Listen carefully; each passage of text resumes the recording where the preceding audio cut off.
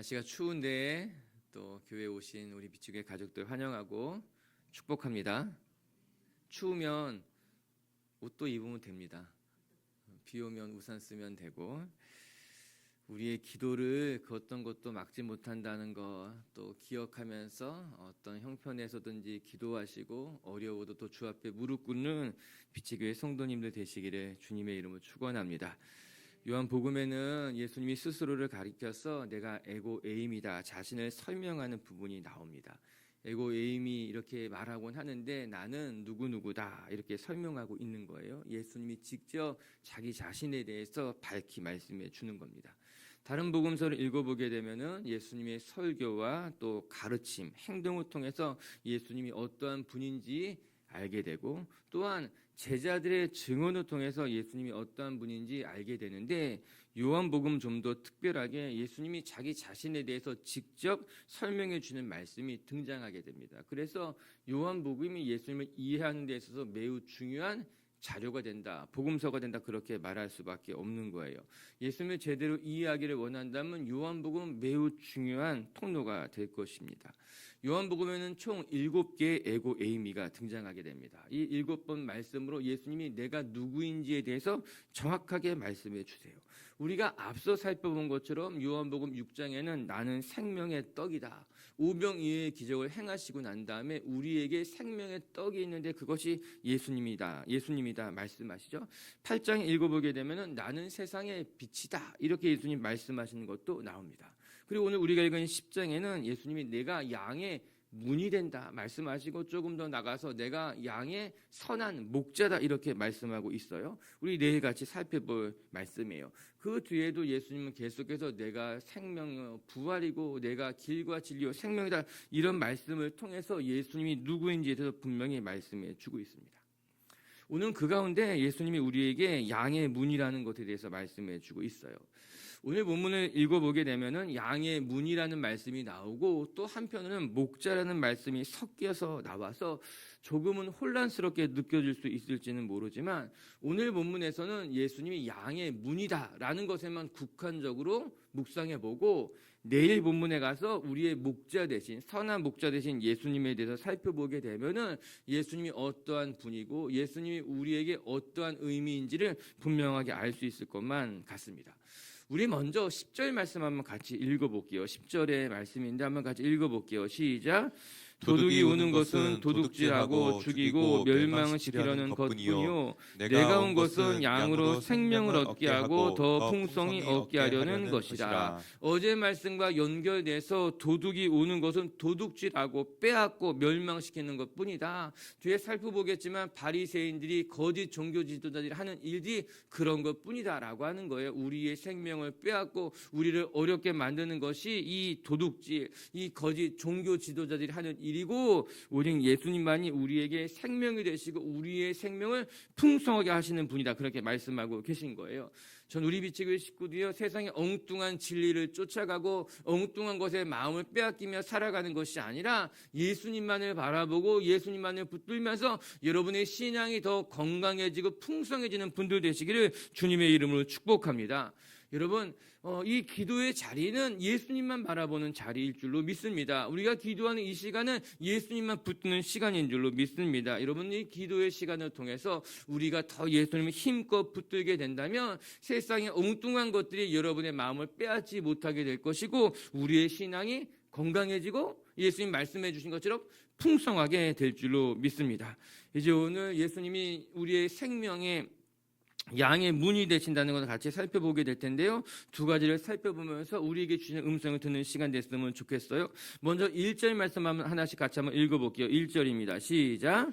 내가 진실로 너희에게 이르노니 문을 통하여 양의 우리에 들어가지 아니하고 다른 데로 넘어가는 자는 절도며 강도요. 첫 번째, 예수님만이 양의 문이 되십니다. 그렇기 때문에 예수님을 통해서만이 구원의 길이 열리는 것이고 예수님이라고 하는 문을 통해서만이 들어가야 된다는 것이에요. 그거 외에는 모두 다 도둑이고 절도하는 자요 강도라고 하는 것입니다. 오늘 1절에 분명히 말씀하고 있죠. 예수님만이 양의 문이 되십니다. 그 예수님의 문으로 들어가지 않고서는 모든 것이 거짓이고 강도고 도적이라고 하는 것이에요. 먼저는 문이라고 하는 것이 매우 의미 있는 상징, 매우 중요한 상징이 될 수 있습니다. 문이라는 것이 무엇인가? 안과 밖을 연결해주는 유일한 통로가 문입니다.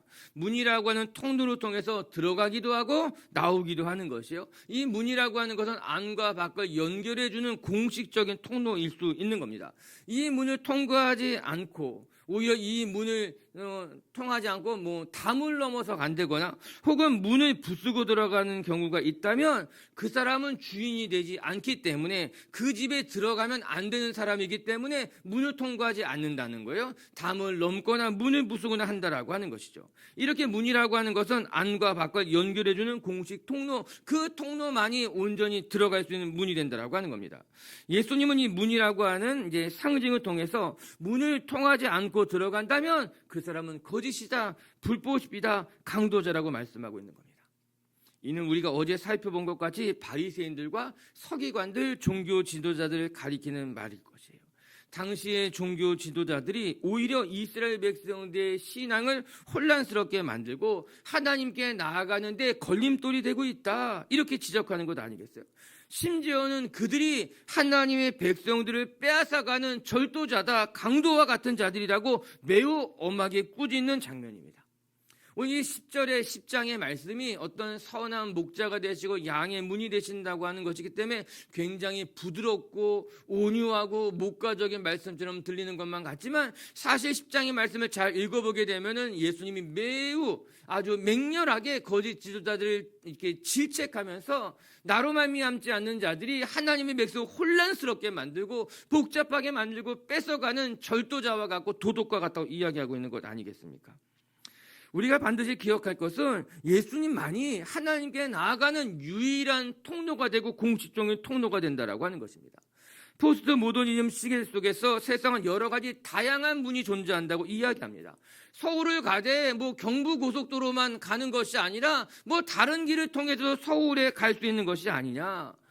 어떤 길이 되었던 원하는 곳만 가게 되면 된다고 세상은 그렇게 이야기합니다. 무슨 종교가 되었든지 간에 진리에 이를 수만 있다면 괜찮은 것이 아니냐. 지금 우리가 살아가고 있는 이 시대가 포스트 모더니즘의 그런 시대라고 하는 것이죠. 다양한 길이 있고 다양한 문이 있기 때문에 어떠한 문이 되었든 그냥 서울로만 가면 된다라고 하는 것이에요.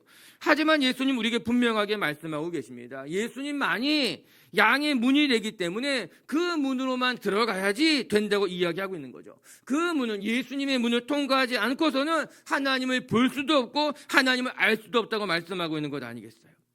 성경 우리에게 예수님만이 유일한 대제사장이 되십니다라고 말씀하고 계십니다. 우리를 하나님께로 인도하는 문은 오직 예수 그리스도 한 분뿐이라고 하는 거예요. 또한 우리가 기도할 때도 유일하게 예수 그리스도의 이름으로 기도하게 됩니다. 하나님의 얼굴을 구할 때도 예수님의 이름으로 구하고 예수님의 이름으로 하나님 앞에 나가게 되는 것 아니겠어요? 그뿐만 아니라 예수님이 이렇게 분명하게 말씀하고 계세요. 요한복음 14장 6절의 말씀을 같이 한번 큰 소리로 읽어보겠습니다. 요한복음 14장 시작. 예수께서 이르시되 내가 곧 길이요 진리요 생명이니 나로 말미암지 않고는 아버지께로 올 자가 없느니라. 나로 말미암지 않고는 아버지께로 나갈 자가 없다라고 하는 겁니다. 우리에게 예수님만이 유일한 문이 되시기에 예수님으로 말미암지 않고는 하나님께로 나갈 길이 없다는 거예요. 하나님께로 나가길 원한다면 예수님의 말씀을 배우고 예수님의 가르침대로 살아가고 예수님의 문을 통해서만이 우리는 하나님을 알 수 있고 하나님을 볼 수 있고 하나님의 은혜 속에 살아갈 수 있습니다 말씀하고 있는 거예요. 오늘도 하나님 앞에 나아가는 유일한 길, 대제사장 되신 예수님만을 바라보고 그 예수의 이름으로 기도하면서 예수님을 통해서 하나님 만나는 시간 되시기를 주님의 이름으로 축복합니다. 성경은 분명하게 이야기하고 있어요. 예수님이 아니고서는 안 된다고 말입니다. 우리 3절 말씀 한번 같이 읽어볼까요? 3절입니다. 시작. 문지기는 그를 위하여 문을 열고 양은 그의 음성을 듣나니 그가 자기 양의 이름을 각각 불러 인도하여 내느니라. 문지기는 목자를 위해서 문을 열어주고 또한 양들은 그 문을 통해서 나오는 목자의 음성만을 듣는다 이렇게 말씀하고 있는 거예요. 이는 목자에 대한 설명이기도 하지만 동시에 양들에 대한 설명이고 양을 보호하기 위한 문지기의 역할이도 될 수 있을 것입니다. 그런데 놀랍게도 양들이 목자의 음성을 안다고 이야기했습니다. 이 점이 중요할 거예요. 물론 목자들도 양들의 이름을 다 알아서 각각의 양들의 이름을 부르고 양들을 인도하고 있습니다. 그런데 그와 동시에 양들도 목자의 음성을 안다라고 하는 겁니다.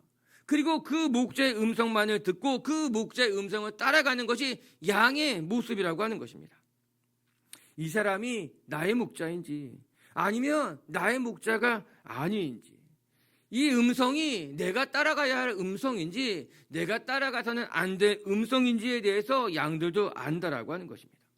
이것이 영적인 교감일 것입니다. 양과 목자 간에 일어나게 되는 영적이고 매우 신비로운 교감인 거예요. 오랜 시간 동안 양들과 함께한 목자는 양들을 압니다. 그뿐만 아니라 양들도 나의 목자의 음성을 알고 그 음성을 따라가게 된다라고 하는 것이죠.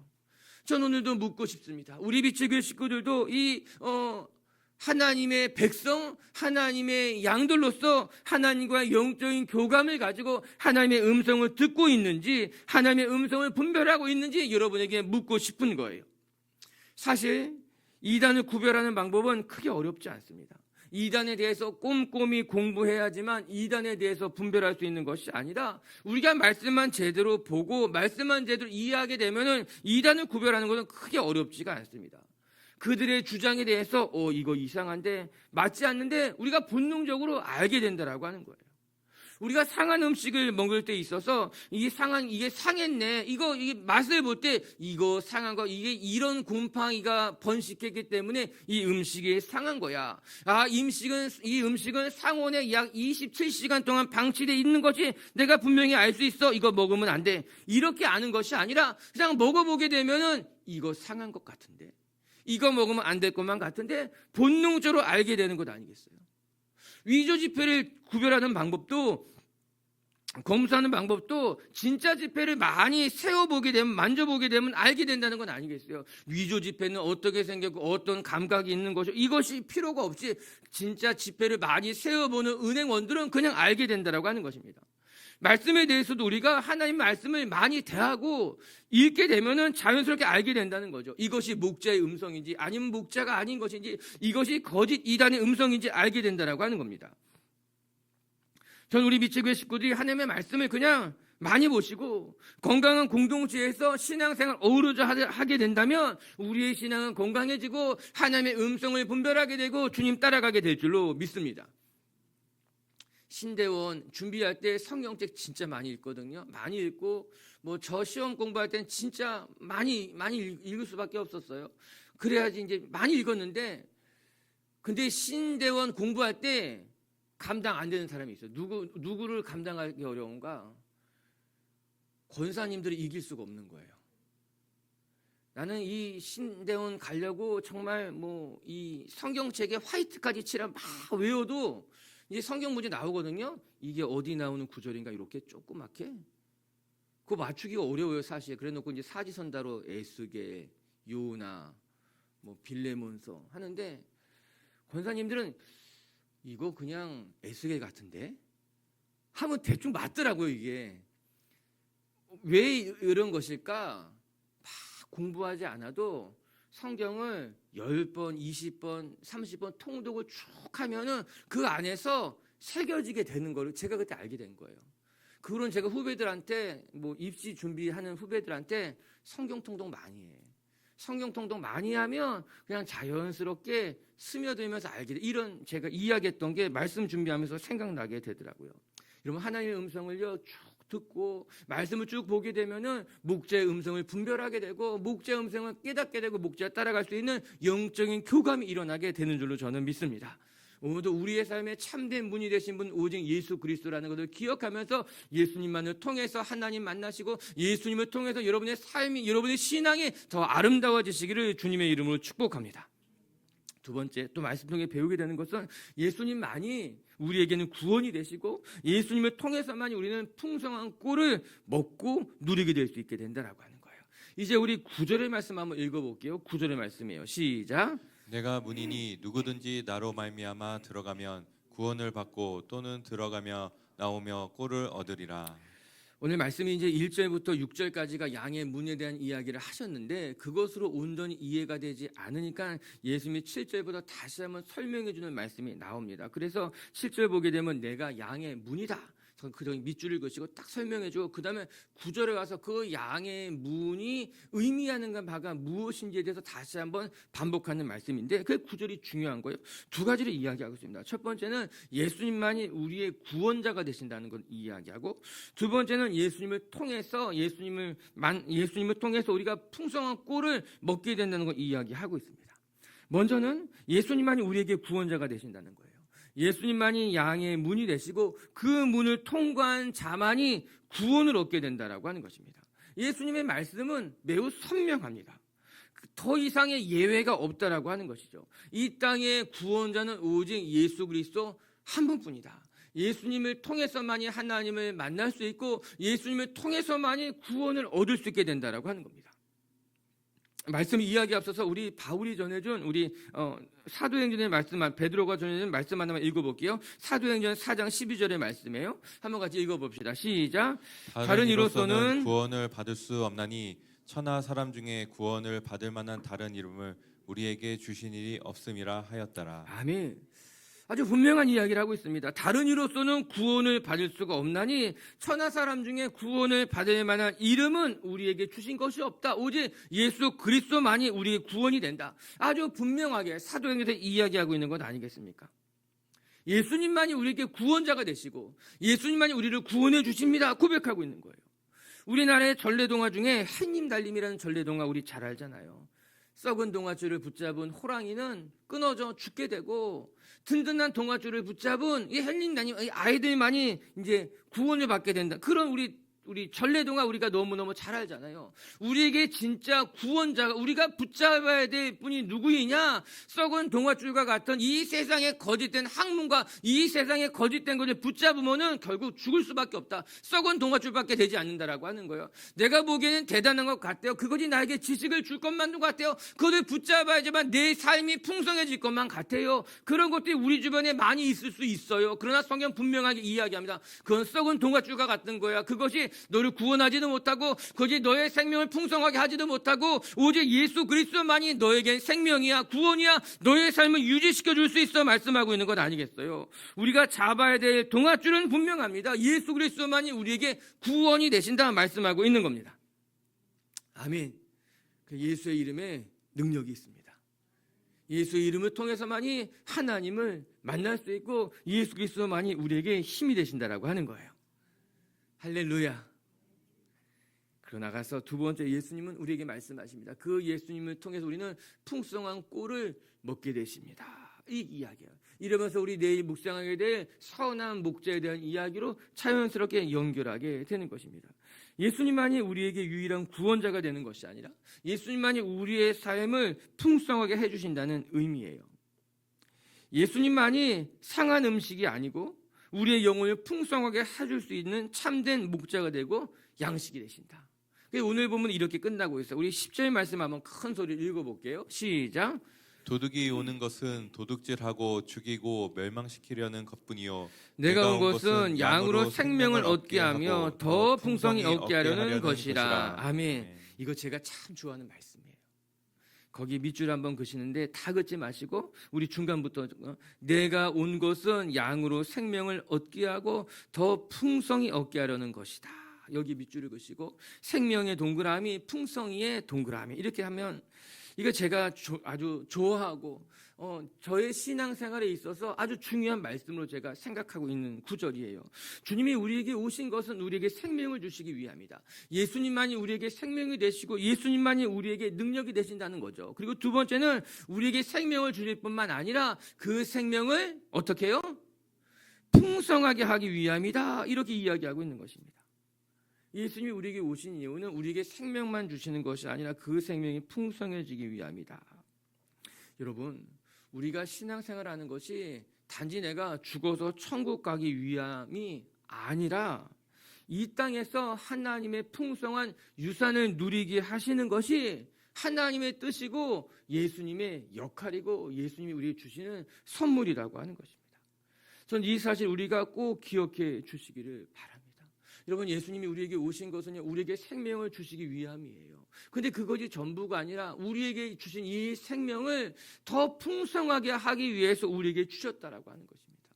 여러분, 이 어리석은 사람들이 가장 부러워하는 성경의 인물을 누구로 두는지 아십니까? 많은 젊은 사람들이 이 가장 부러워하는 성경의 인물은 아브라함도 아니고 다윗도 아니고 예수님 십자가에 못 박혀 죽으실 때 그 바로 옆에 있다가 그냥 죽기 바로 직전에 예수님 믿고 천국 간 그 사람을 제일 부러워한다는 거예요.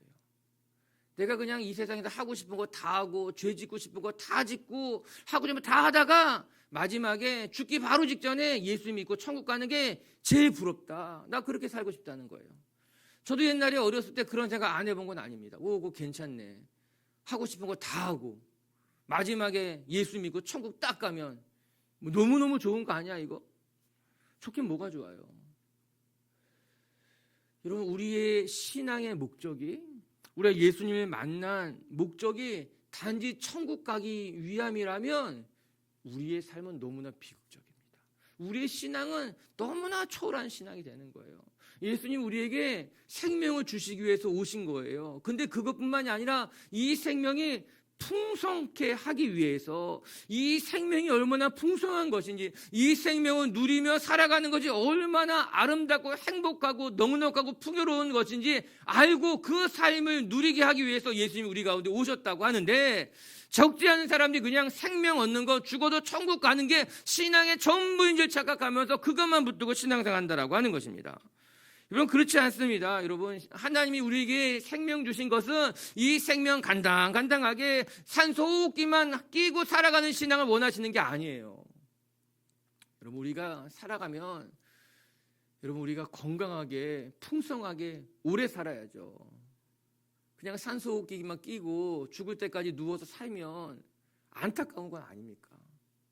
주님은 여러분이 생명을 얻고 그 생명이 풍성해져서 하나님의 유산을 이 땅에서 많이 누리면서 기도하고 중보하고 다른 사람들을 돕고 생명의 풍성함을 전하고 여러분을 통해서 이 땅에 하나님의 나라가 임하는 것을 보고 그 모든 것들을 이 땅에서 누리게 하는 것이 하나님이 우리에게 예수님 보내주신 이유라고 하는 거예요.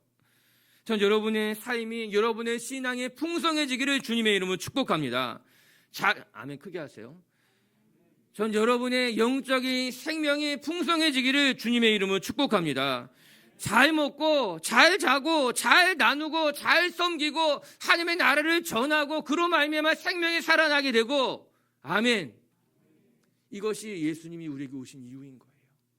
생명을 주시고 그 생명을 풍성하게 하기 위해서 이 땅에 오셨다. 아멘. 모두 여러분의 삶이 더 풍성해지고 넉넉해지고 아름다워지시기를 주님의 이름으로 축복합니다. 말씀을 마치도록 하겠습니다. 오늘 예수님은 우리에게 나는 너희에게 양의 문이 된다. 이 양의 문을 통해서 들어가는 자만이 참된 생명을 누리게 된다 말씀하고 계신 거예요. 오늘도 우리 빛의 식구들이 세상의 헛된 것에 마음을 빼앗기고 그것을 붙들고 살아가는 것이 아니라 오직 양의 문이 되신 주님만을 바라보고 그 양의 문을 통해서 하나님 만나고 하나님의 은혜를 누리는 분들 되시기를 주님의 이름으로 축복합니다. 첫 번째, 예수님이 양의 문이 되시는 걸 기억하시고 예수님을 통해서만 주님 만나시고 예수님 통해서만 은혜를 누리시고 양의 문을 통과하지 않은 그 모든 것들은 헛되고 허망한 것임을 기억하면서 그것들의 마음 빼앗기지 않은 성도님들 되시기를 주님의 이름으로 축복합니다. 두 번째, 예수님만이 구원자가 되시고 더 나아가 예수님만이 우리의 생명을 풍성하게 하시는 분임을 기억하며 우리 빛의 식구들의 신앙이 풍성해지고 넉넉해지고 이 땅에 하나님의 나라의 유업을 누리는 성도님들 되시기를 주님의 이름으로 축복합니다. 같이 함께 기도합시다.